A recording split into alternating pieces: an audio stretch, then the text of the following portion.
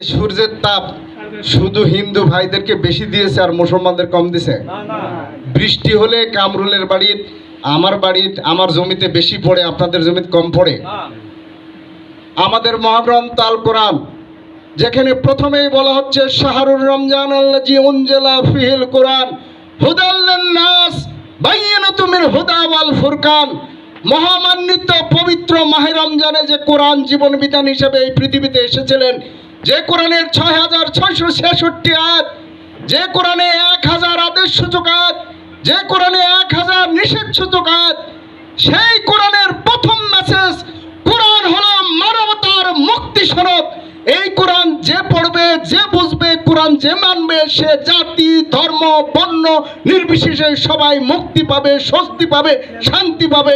সেই কোরআনের ধারক বাহক আজকে মুসলমান, কিন্তু দুঃখজনকভাবে কোরআনের ওই ১০০০ আয়াত আমরা ফলো করি না, ১০০০ নিষেধ থেকে বাঁচি না। এই জন্য হিন্দু ভাইদের কাছে আমাদের মেসেজ সঠিকভাবে পৌঁছে নাই। কোরআন সেখানে কোনো জাতিতে বিভক্ত করা হয় নাই। হুদাল লিন-নাস বলে মানুষ সম্প্রদায়কে আজকে ইন্ডিকেট করা হয়েছে। কোরআন কোনো মুসলমানের নয়, জামাত ইসলামের পৈতৃক সম্পত্তি নয়, আমাদের এই মসজিদ হাফেজকারীর পৈতৃক সম্পত্তি নয়।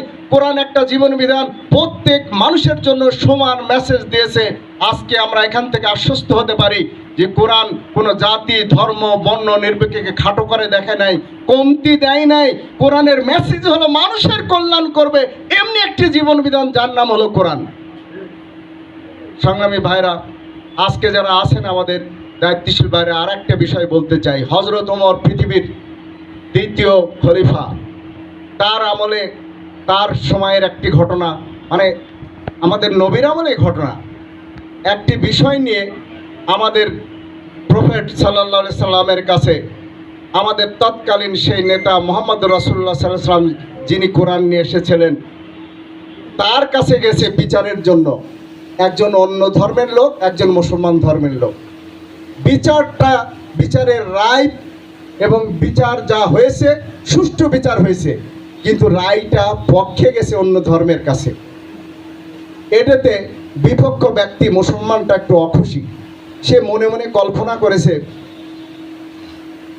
এটা তো আমাদের নেতা আমাদের নবী এটা ইনসাফ করে নাই, সঠিক করে নাই। হযরত ওমর রাগী লোক, সে পাক্কা সাচ্চা ইমানদার লোক। আমার মনে হয় হযরত ওমরের কাছে গেলে মুসলমানের পক্ষে রায় আসবে।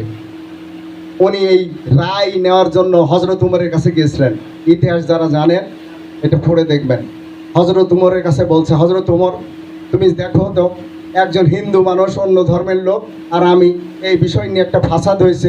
আমাদের রাসূলের কাছে, নেতার কাছে গেছি, নেতা তার পক্ষে রায় দিছে, তারই জয় হয়ে গেছে। এটাকে মেনে নেওয়া যায়? তুমি আমাকে দ্বিতীয়বার বিচারে ছানি করে দাও, তুমি দ্বিতীয়বার আরেকবার বিচার করে দাও।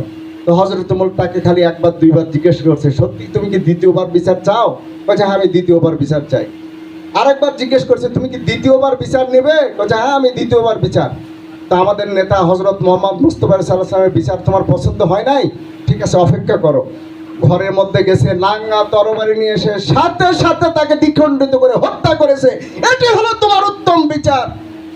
সেই দিন প্রমাণ হয়েছে ইসলাম তার ধর্মের লোকের কাছে ইনসাফ কায়েমের জন্য পরোয়া করে না।